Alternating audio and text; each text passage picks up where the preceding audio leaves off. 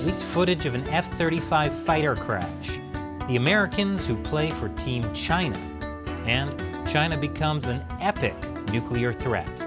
That and more on this week's China News Headlines.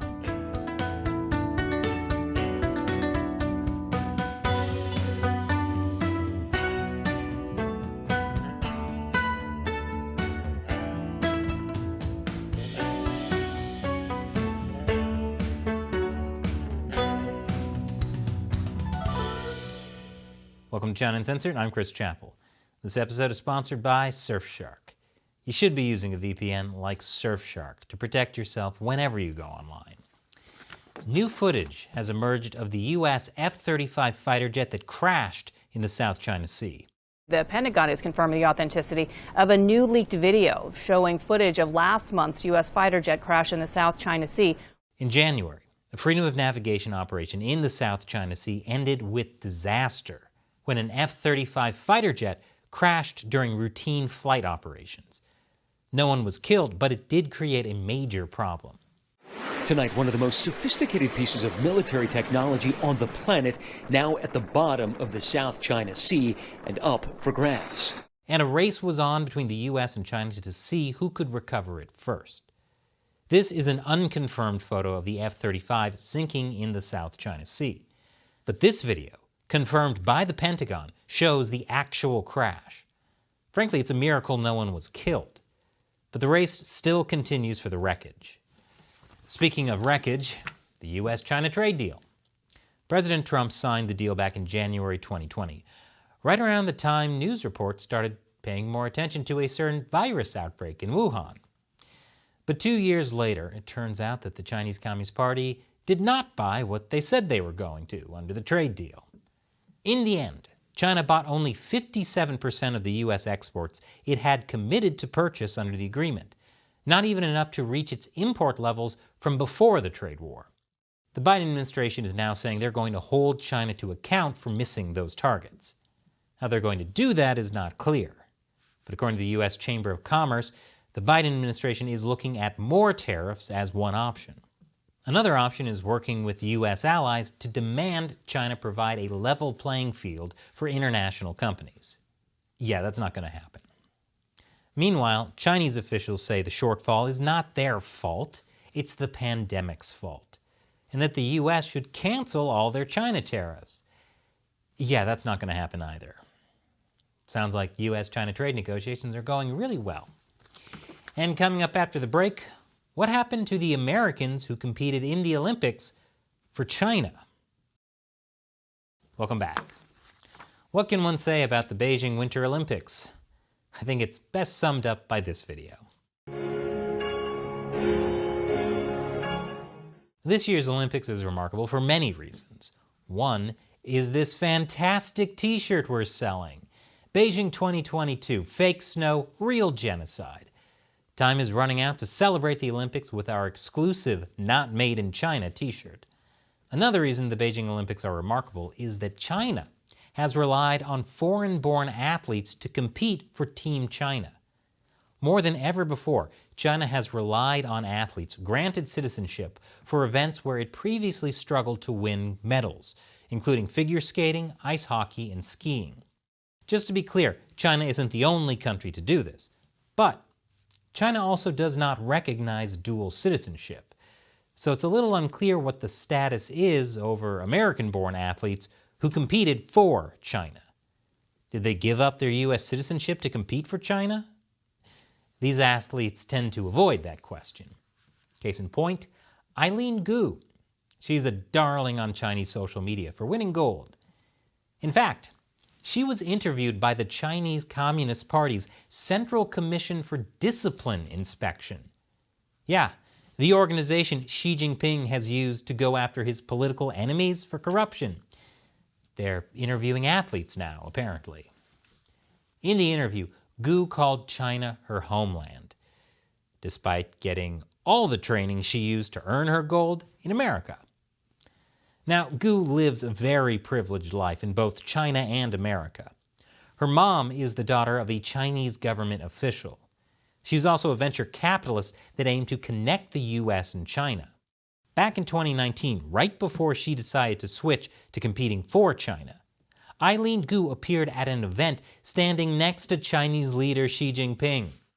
Gu has also gotten a lot of modeling and sponsorship opportunities in China. So it's not a big surprise that Gu has been avoiding all questions from foreign media about her citizenship status.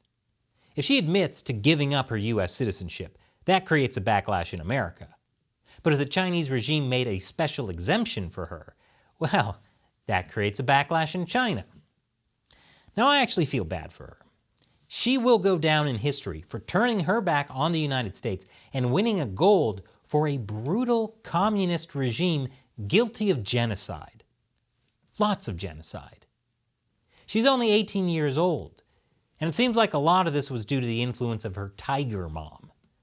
Gu might look at this differently in a few years. I also feel bad for another US-born athlete who competed for China, skater Zhu Yi. She did not have as much success during the games, falling twice. She was obviously distraught. But it only gets worse. While Eileen Gu is the darling of Chinese social media, Zhu Yi is a pariah.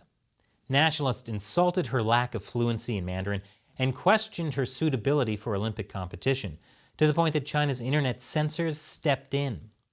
The fact Chinese censors stepped in show how much of a problem this is for the Chinese Communist Party. On the one hand, they don't have enough gold medal winning athletes, so they have to go abroad to find them.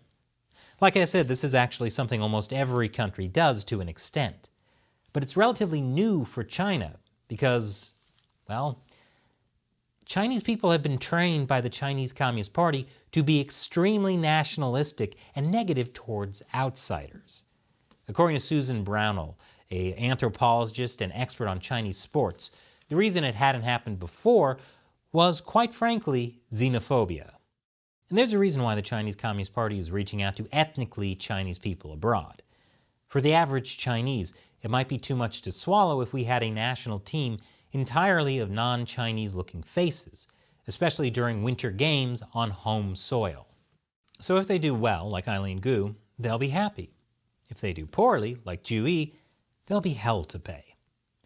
The Chinese Communist Party also uses this as a way to increase its soft power.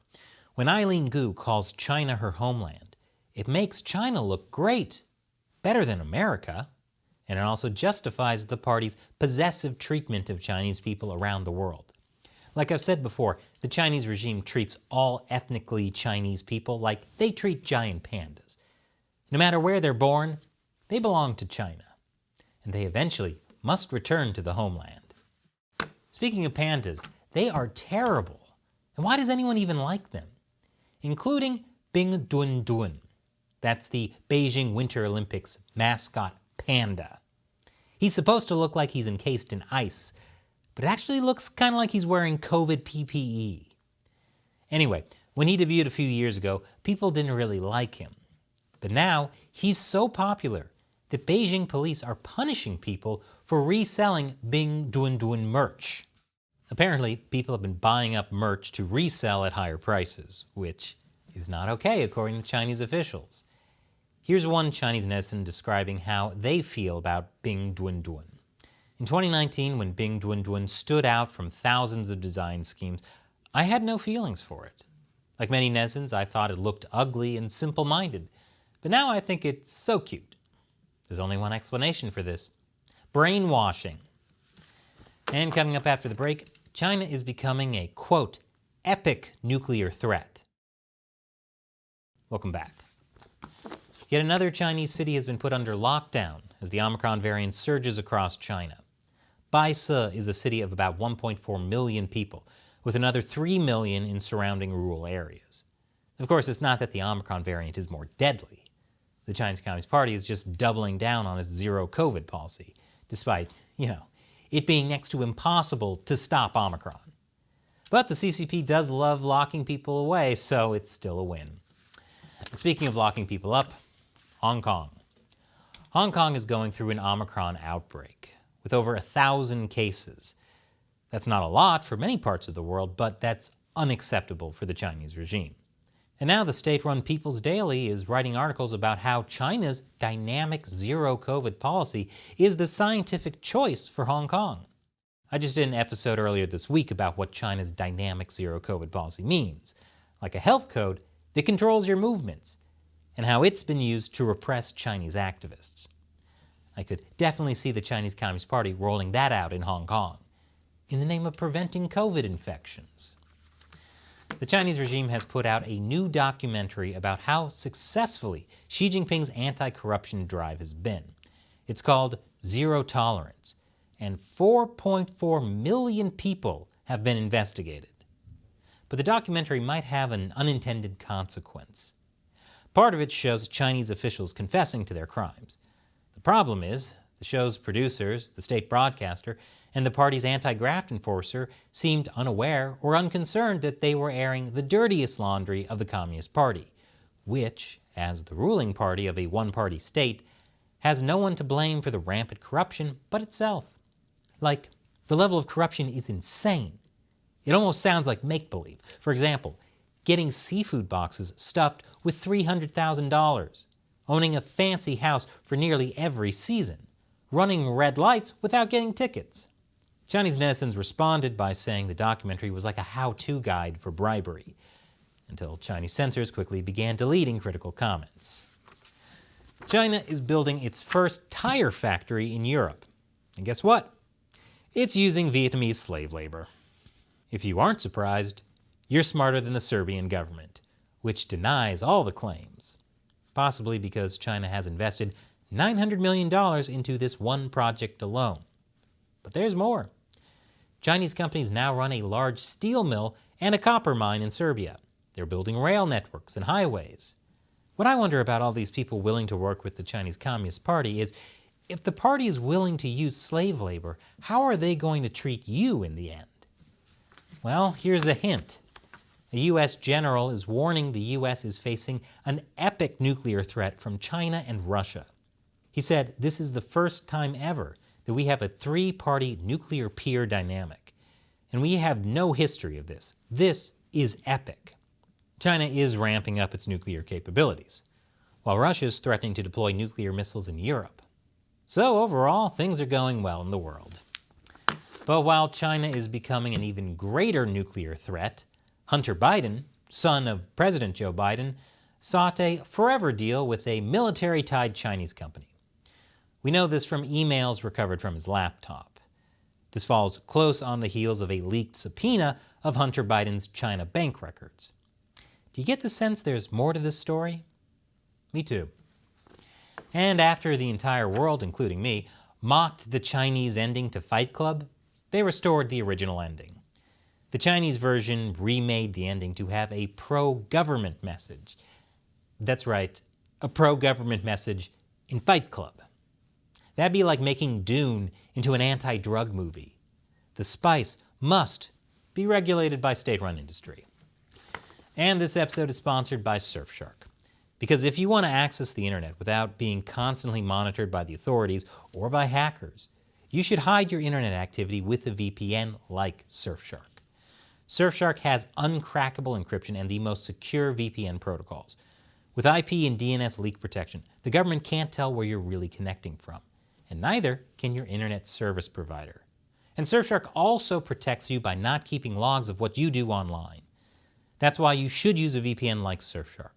It helps protect you whenever you go on the internet. So use Surfshark. And with just one Surfshark account, you can connect as many devices as you want. So try it out. Surfshark has a special deal going on right now that includes 83% off a 2-year plan plus 3 extra months for free. Go to surfshark.com/uncensored and use the code UNCENSORED to get their deal that includes 3 extra months for free. Use the link in the description below. Once again, I'm Chris Chappell. Thanks for watching China Uncensored.